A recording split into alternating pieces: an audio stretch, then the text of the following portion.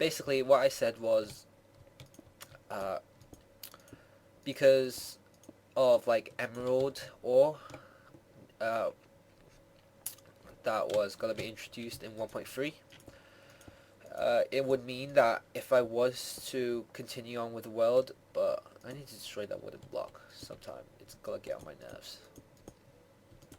But oh my god, creeper. They'll probably have this despawn by the time I go back down there, so no worries. And yeah, I've got enough cobblestone to finish this, I think. Probably not.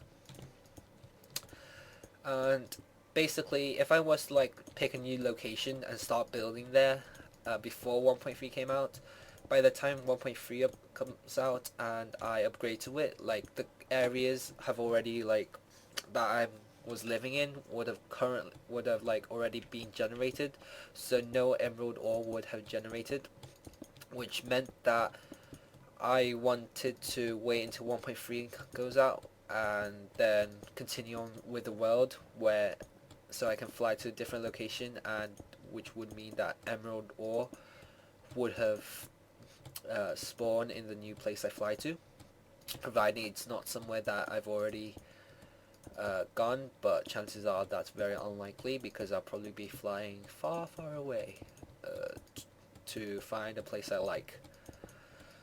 And so but and so going back to why I actually did this, so I did this because just to sort of pass the time when until 1.3 came out, and I'm gonna leave that place so I know where to exit. Didn't really want to do that, so I'm just gonna jump. So basically I did this map just to sort of give you some Minecraft content until 1.3 comes out. Now 1.3 is gonna come out in June. Well, and it's already the 21st of June, so something tells me it'll probably be released within 1 week maybe. And at first I decided that when I finished when 1.3 comes out, that'll be the end of Feed the Beast. Like, I'll finish the map, like, but I wouldn't continue like playing definitely like won't play again, or at least make videos for it. But then it sort of changed when I was playing Feed the Beast, because I found out how... Whoa, zombie. Ugh. Die. Actually, you can fall off. Aw. You won't fall. Oh well. And so... when... where was I? I can't remember. But yeah, so sort of my like attitude towards it changed because I found out that my friends really enjoys this series and watches most of them, as well as I found that I really enjoyed playing this map. So even when 1.3 comes out and I do go back to my survival series, I know I'll still be playing this game. Now I need to light the roof up, and alternatively I could what could I do? Not sure. Because alternatively I could get some half blocks, but both would involve me having to go back to the bottom.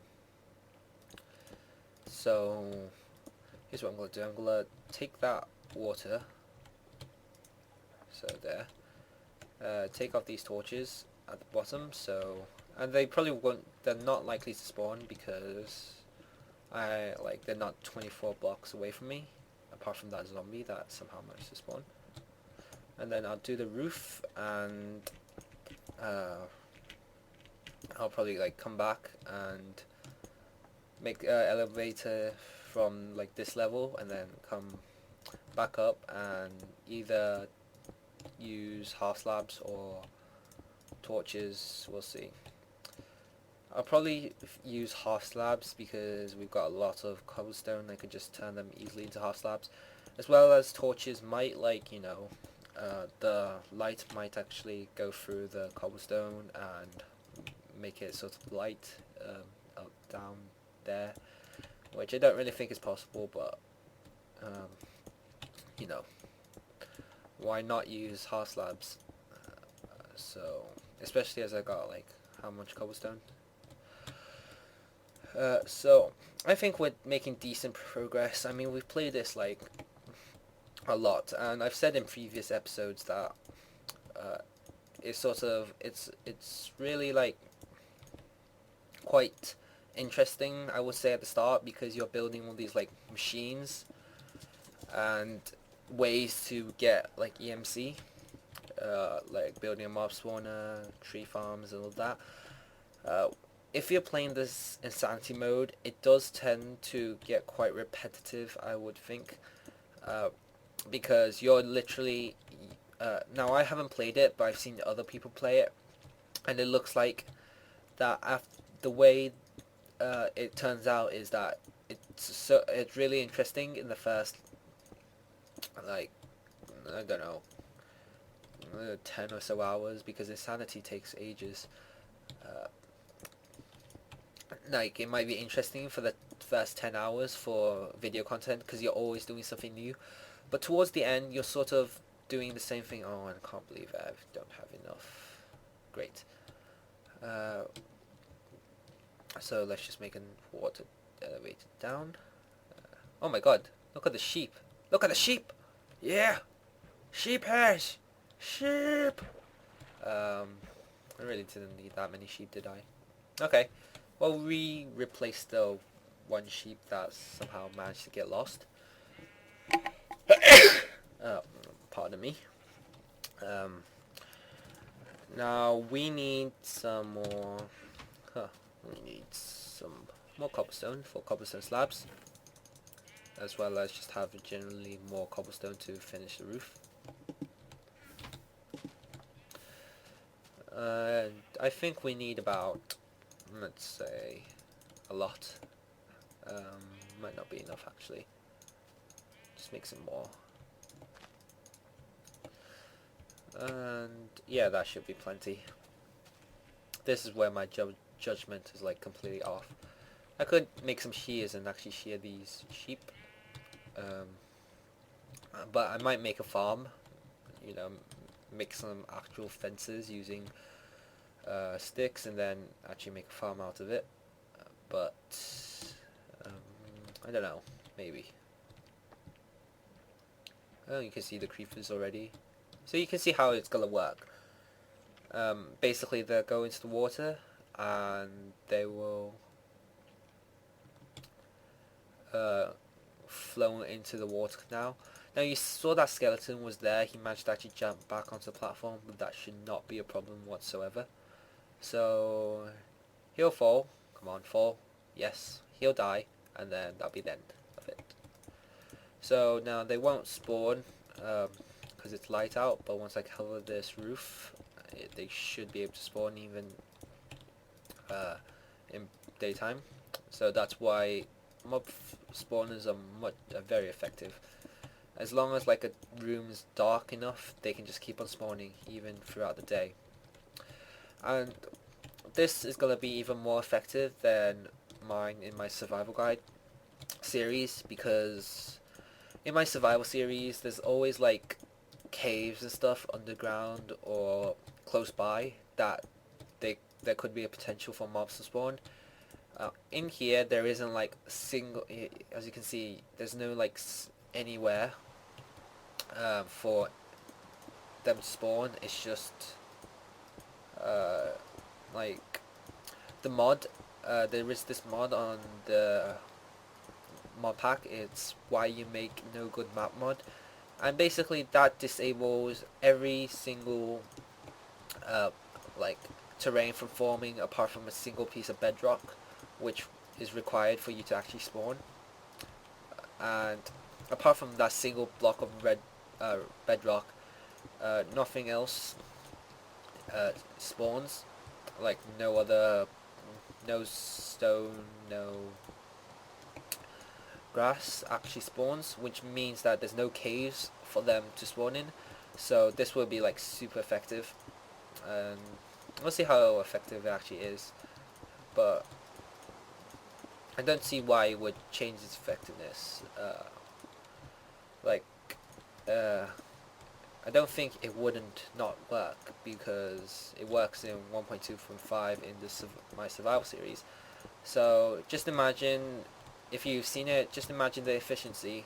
And with that mob spawner, I wasn't actually even really going for maximizing the amount of drops. I was more toward just wanting to get to like a very simplistic mob spawner, and it gets the job done, and they die because of it. Okay, so yay, we finally did the roof. And guess what? It's moving right onto laying it with slabs. So, should be fun. Woot. Now, unlike me, you have the option of, if you're like feeling bored at any stage, and I say this for like all the Feed the Bees videos, if you're feeling bored at any stage, like for instance me, if I'm just coming out of the nether and I'm going up the water elevator, feel free to just, skip that boring part and then end up... Why is this side not raining? Is this like a desert or something? Oh, yes it is. So, yeah, that's stuff I didn't know, because I realized that this side wasn't raining and that side is. So, yeah, strange. So yeah, feel free to just skip the part where it gets kind of boring, and which is what my friends do, and they just basically skip the boring, tedious parts, and they move on. Oh, damn. They move on to like the interesting parts where I continuously die and fall off cliffs and stuff. Nah. I don't even know how many times I've died, but it is a lot. Mainly because of stupid pigmen. I mean, if it wasn't for the pigmen, I wouldn't have died once. Which I'm kind of surprised about, because when I first tried like the Skyblock map, even though it was like a couple of months ago where I first played the Skyblock map, the amount of times I fell and was forced to restart was just unimaginable. But Feed the Beast, no, I have actually died from just like, my shift key not working, or my fingers are failing me. Now this is actually quite boring, but it has to be done. It has to be done to achieve maximum efficiency. And it's still spawning. Mobs are still down there. I just saw a creeper. Yeah, so I need to get, an Enderman pretty soon to spawn. And oh my god, don't tell me that wasn't enough. Come on, I had 3 stacks of that thing. At least I still have sheep that managed to somehow spawn in this small field of grass. Okay, so I think we'll need about 3 more stacks at least. I don't want to overdo it, but sometimes it's necessary. Like, okay, so we have 4 sheep and a pig. And don't forget, many people don't actually know this, but you can see they're already spawning. Sweet. Many people don't actually know this, but with the Philosopher's Stone, you actually there's a special ability that if you have... Oh god, I can't even climb that. I have to destroy this half block. Come on, it's so hard when you try to freaking go up and down. Whoa, whoa, whoa! That's not what I wanted. Right. Oh, I could jump. Oh, yeah, never mind. Before I had to break that half slab because I wasn't going to be able to make it, but it turns out I did. So, the ability that many people don't know about the Philosopher's Stone is if you have glowstone dust in your inventory while you have